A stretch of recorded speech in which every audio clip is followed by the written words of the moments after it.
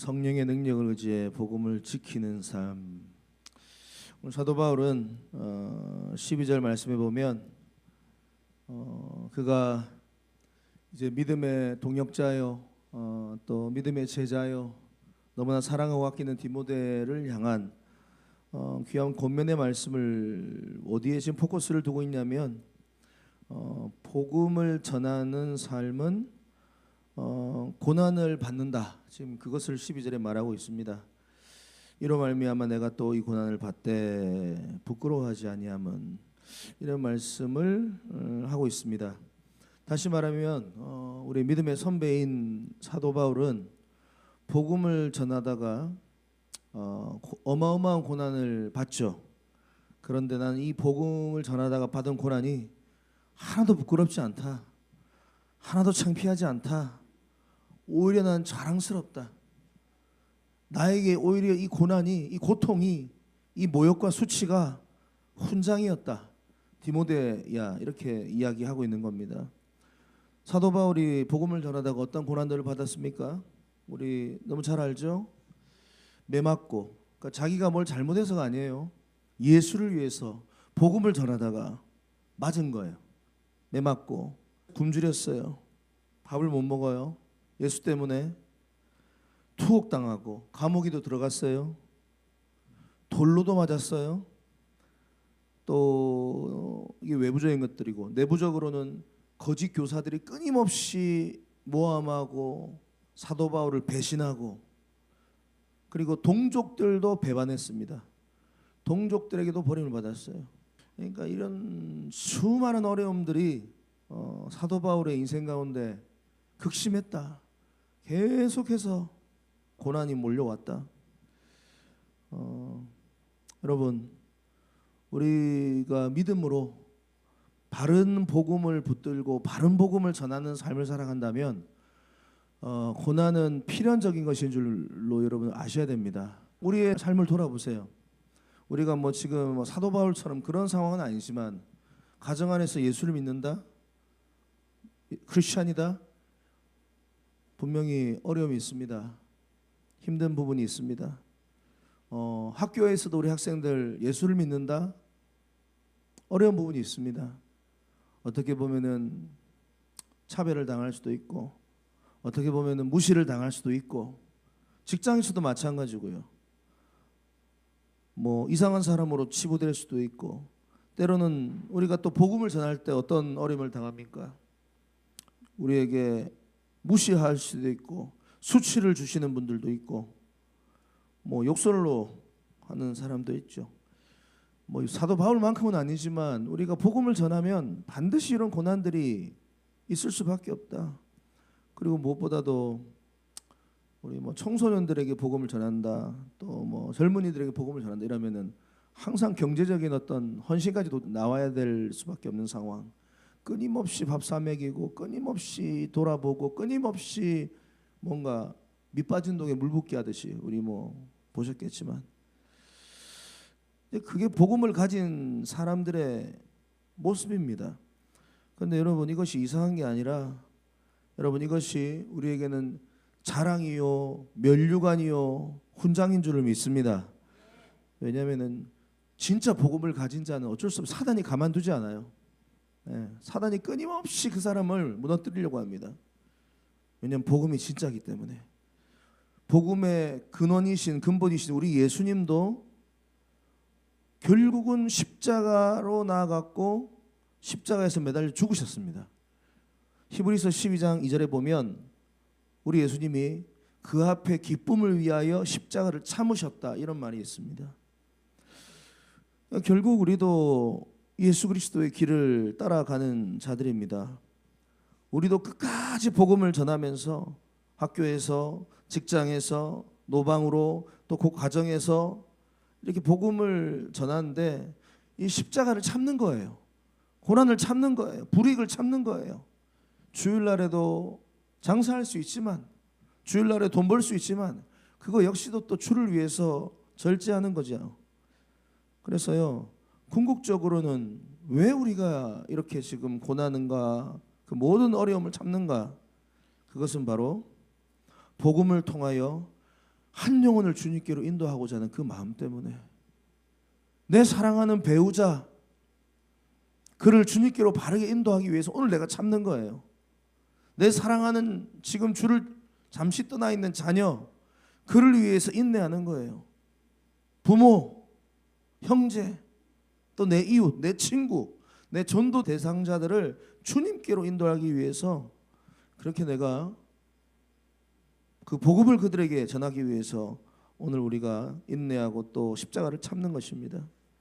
오늘도 여러분들에게 그러한 인내가 있기를 주님의 이름으로 축복합니다. 예, 그리고 진짜 복음을 가지고 있다면 이건 당연한 삶이에요. 어쩔 수 없어요. 나에게 고난이 없다, 나에게 어려움이 없다, 나에게 아무런 뭐 그런 게 없다, 잘못된 길로 가고 있는 겁니다. 진짜 복음을 가지고 있으면 반드시 고난이 있습니다. 그래서 결국은 예수님에게도 그 부끄러움의 상징이었던 십자가가 결국은 영광의 상징으로 바뀐 겁니다. 여러분 그날이 우리의 삶 가운데도 반드시 있을 줄 믿습니다. 그리고 13절 보시면 믿음과 사랑으로서 내게 들은 바 바른 말을 본받아지. 이 바른 말이 복음이에요. 복음. 그리고 중요한 게 14절 말씀인데 우리 안에 거하시는 성령으로 말미암아 내게 부탁한 아름다운 것을 지키라. 지금 디모데에게 무엇을 이야기하고 있는가? 성령 안에서 성령으로 말미암아 내게 부탁한 아름다운 것, 복음을, 이게 복음이에요. 복음을 지켜내는 삶을 살아라. 왜냐하면 끊임없이 지금 이 디모데에 있는 에베소 지역 내부적으로 외부적으로 끊임없이 공격이 들어오고 있거든요. 끊임없이 지금 낙심시키려고 하고 있거든요. 디모데를. 그것을 이겨내라는 겁니다. 성령의 능력으로. 주님이 우리에게 부탁하신 것이 있다. 여러분, 주님이 저와 여러분들에게 부탁하신 것이 있습니다. 이것이 바로 복음입니다. 복음. 예수 그리스도입니다. 이 복음을 우리는 반드시 사수해야 되는 사람들인 줄을 믿습니다. 예, 이 복음을 어떻게 사수하고 어떻게 전파할 수 있는가? 그것은 14절에 나와 있습니다.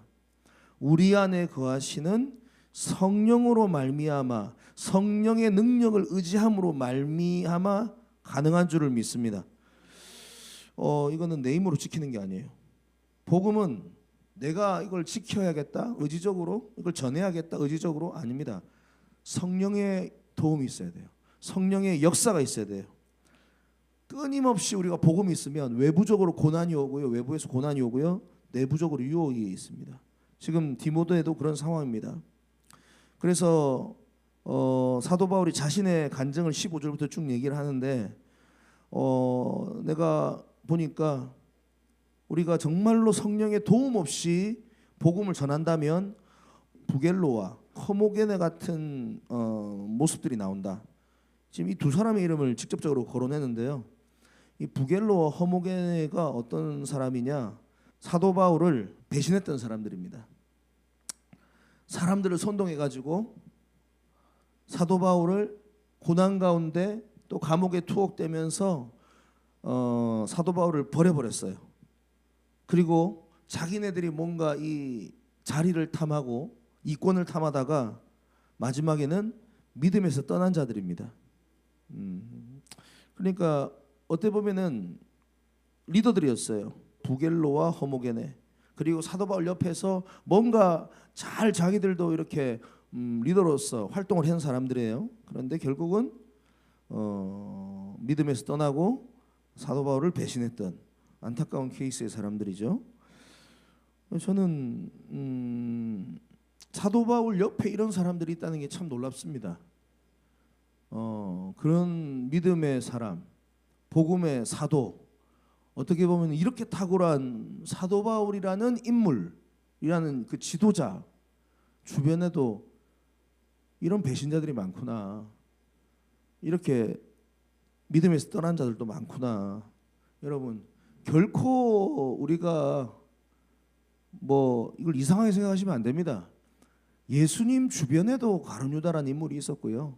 사도 바울 주변에도 배신자들이 많았고요. 언제나 보면은 있어요. 그렇기 때문에 오늘 이 시대에 우리의 삶 가운데는 그런 사람이 없을까? 많습니다. 예, 어쩔 수 없어요.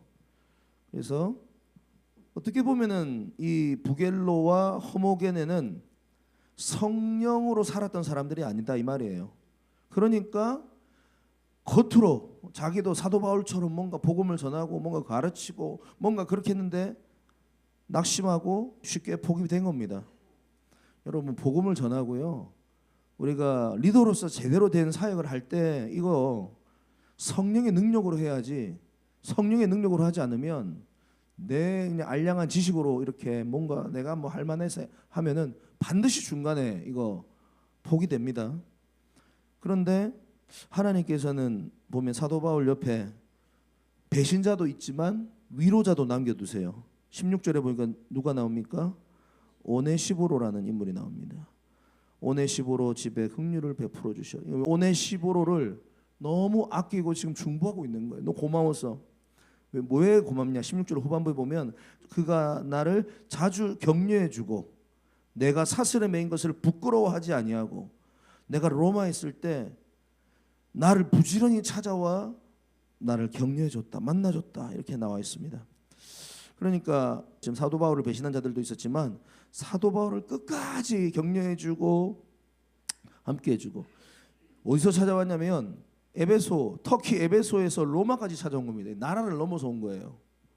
이 오네시보로가 에베소 교회에 충성된 자다 이런 표현이 있습니다. 성경에 보면 그가 사도 바울이 지칠까봐 힘이 들까봐 그 먼 거리를 달려와서 감옥에 있는 사도 바울을 격려해주고 그의 손을 잡아주고 먹을 것도 넣어주고 돈도 넣어주고 이 사도 바울 입장에서는 이 선물 같은 자들입니다. 그래서 사도 바울이 또 힘을 얻어서 사명의 끝까지 감당할 수 있었죠.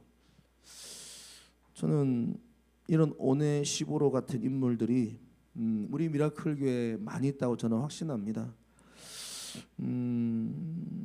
리더가 때로는 이런 어려운 상황에 처해져 있고 지친 상황, 마음이 어렵고 정말로 낭망되어지는 그런 상황 가운데 하나님은 꼭 이 오네시보로 같은 인물들을 두시더라고. 예. 저는 저뿐만 아니라 우리 모든 미라클 교회의 성도님들도 오네시보로 같은 위로자가 많기를 주님의 축복합니다. 그러면 내가 지쳐 있고 내가 힘들고 내 마음이 상해 있는데 하나님 그런 사람을 딱 보내주시는 거예요. 그래서 그 사람을 통해서 위로받고 힘을 얻고 사도 바울이 부겔로와 허모게네가 자기를 배신하고 사람들을 선동해서 막 자기를 버리고 이 모습을 보면서 얼마나 마음이 아팠겠어요.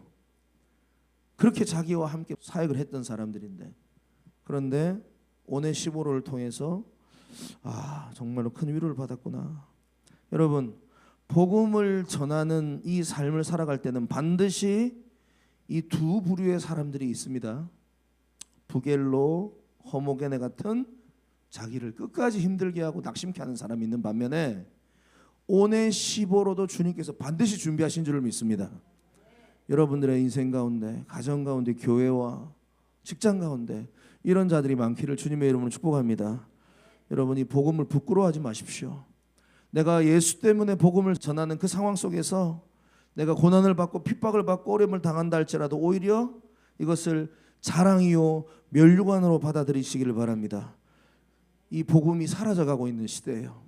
복음이 오늘 이 시대에 우리 복음이 예수가 사라져가는 시대입니다. 우리가 이 복음을 잘 지켜야 돼요. 그래서요 우리만 예수 믿고 우리만 천국 가고 우리만 예수를 누리는 개념이 아니에요. 반드시 우리의 자손들이 우리보다 더 갑절로 이 복음을 누리는 인생들이 되기를 여러분 사모하시고 우리가 이 복음을 지켜내야 되는 선봉장 역할을 감당해야 될 줄 믿습니다. 그래서 우리 자녀가 우리 다음 세대가 대한민국 지금 보세요. 유럽 젊은이들 젊은이들뿐만 아니지 지금 유럽 같은 경우는 예수 믿는 크리스천들이 2%밖에 안 돼요. 미국도 점점 사라지고 있어요. 지금 대한민국 얼마나 지금 또 많이 사라졌습니까? 이 복음을 우리가 지켜내지 않으면 나중에 30년 뒤에 50년 뒤에 이 땅에 예수 믿는 자 찾기 어려울 겁니다. 여러분 그런 날이 오지 않도록 우리가 믿음으로 반드시 이 복음을 지켜내고 또 잘 전수하는 주의 백성들이 되기를 주님의 이름으로 축복합니다.